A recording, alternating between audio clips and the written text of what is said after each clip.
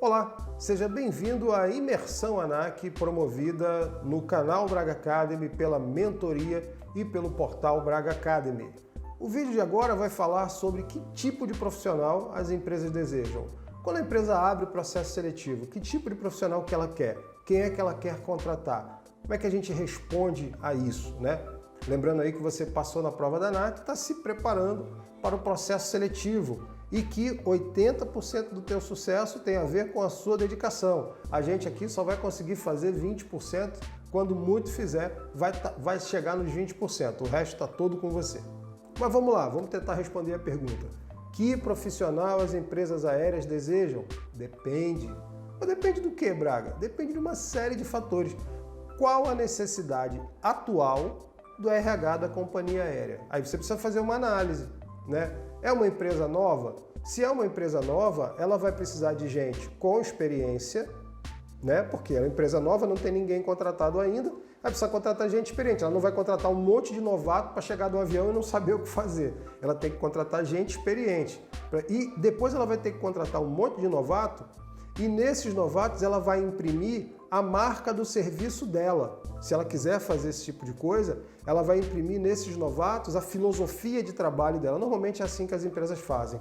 Contratam um grupo pequeno de pessoas experientes, treina essas pessoas para criar uma marca, para criar uma qualidade, para criar um perfil profissional, e essas pessoas vão irradiar para os novatos esses valores que a empresa estipulou. Então, uma empresa nova, ela contrata gente antiga e gente nova. Ela faz ali o meio termo. O comandante Rolim, né, fundador da TAM, ele dizia que o cockpit ideal, a cabine ideal, era o comandante mais velho possível com o copiloto mais novo possível. Era justamente isso que ele estava dizendo, que a experiência do comandante ia marcar a vontade do novinho de aprender, né? E essa força do novinho, essa vontade, essa garra iam manter o comandante motivado ali e ajudá-lo. Então, era essa a visão do comandante Rolim, que de certa forma é meio que um padrão nas empresas novas. Elas fazem esse balanço entre a experiência e a formação de um caráter profissional da empresa, de uma filosofia profissional da empresa. Isso deve acontecer com essas empresas novas que estão surgindo aí. As duas novas que estão surgindo devem seguir por esse caminho, devem trilhar. Por isso que os processos de seleção que estão abrindo estão dizendo lá CCT e CHT. Eles vão contratar gente com CCT e vão contratar gente com CHT. Primeiro devem contratar os CHT, que são os experientes. Depois, na sequência, logo, devem contratar os novatos para treinar. Depende aí também do seguinte: será que a empresa é antiga e está aumentando o número de voos? Se é uma empresa antiga, estabelecida no mercado, que está aumentando o número de voos, ela vai sair contratando novato porque ela vai diluir esses novatos dentro dos experientes que ela já tem para fazer as rotas dela, não tem problema. Se a empresa fez aquisição de aeronave, o perfil que ela vai querer é outro. De repente, como vai passar por treinamento de fábrica, ela vai querer o pessoal fluente no idioma, ela vai querer pessoas com experiência que já fizeram essa transição de aeronaves. Então, normalmente vai por esse caminho aí. Se a ideia é a abertura de novas bases, a abertura de novos hubs, ela pode contratar o pessoal local, ela pode dar preferência a determinado tipo de perfil profissional. Por quê? Porque ela está abrindo um hub, ela está abrindo uma base, ela está expandindo a operação dela, né? De repente, a empresa precisa simplesmente equilibrar as tripulações. Eu lembro que uma grande empresa aérea, quando eu trabalhava numa escola de aviação, a gente tinha um contato muito próximo com o RH da empresa, e o pessoal do RH me dizia assim: Braga, só manda as meninas, a gente só contrata a mulher. E a gente só mandava as meninas, né? E os rapazes, nada. Chegou um momento que ela falou assim, ela ligou pra gente, veja, a empresa teve a iniciativa de ligar e falou assim: ó, você tem currículo de homens aí, de rapazes? Eu falei, tenho. Ela falou, então manda pra gente. Eu falei, mudou a filosofia? Ela falou, mudou. O que aconteceu? A gente estava com um avião cheio de mulheres trabalhando, e a nossa concorrente estava voando sempre com 2 casais, com 2 rapazes e 2 moças. E alguns passageiros nossos reclamaram disso no serviço de atendimento, dizendo que se sentiam mais seguros quando tinha um homem a bordo, por causa das questões de força, de domínio, de passageiro, de não sei o quê. Veja a impressão que o cliente tinha, né? Algo assim, forçando a barra, que faz algum sentido, mas não é por aí. mas a empresa, o RH, sentiu necessidade de equilibrar a sua tripulação. E aí começou a contratar só os rapazes. A gente começou a mandar currículo de homem e os rapazes começaram a ser contratados. Então vejam que esses fatores todos podem influenciar a necessidade do RH da empresa. Uma coisa que eu posso dizer para vocês é que não existe padrão. Existem sim requisitos mínimos, existem sim habilidades requeridas, mas não existe padrão. Não, a empresa só contrata quem tem experiência, só contrata com inglês fluente, só contrata... Mentira! Isso depende da necessidade da empresa para aquele momento. Ela pode fazer uma contratação hoje de um jeito e daqui a 2 meses fazer uma contratação completamente diferente. Por quê? Necessidades. Quem vai ditar o perfil desejado pela empresa é a necessidade que a empresa tem naquele momento da contratação. Tranquilo com isso? Então não se estresse, não se desespere, porque é assim que funciona a seleção de empresa. E aí eu vou te dizer aqui rapidamente 10 ou 11 características que vêm psicológicas, características psicológicas que vêm para as seleções de emprego. Que profissional que a empresa deseja, que habilidades que eu tenho que demonstrar na seleção de emprego.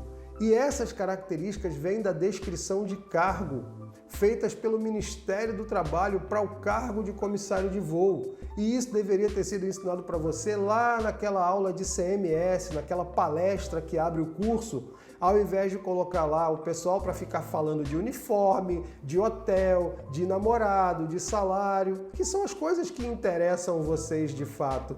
Mas a escola deveria, em algum momento, focar nesse assunto aqui, porque esse assunto é o diferencial para quem vai fazer seleção de emprego.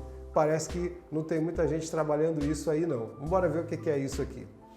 Uma das características psicológicas, a primeira delas descrita lá na descrição de cargo, capacidade de tomar decisões para estabelecer prioridade entre soluções e atitudes a adotar. Veja, você tem que demonstrar para o seu selecionador que você tem capacidade de tomar decisão e estabelecer prioridade, né? Você tem que colocar isso em mente. Eu tenho que ser capaz de tomar uma decisão rápida e estabelecer uma prioridade com algum tipo de critério. E esses critérios normalmente estão nos manuais da empresa, no manual operacional, né, nos procedimentos de emergência.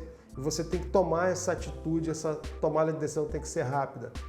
Capacidade de bom relacionamento com o grupo. Cara, você vai trabalhar em tripulação, você tem que demonstrar para o selecionador que você trabalha bem em grupo.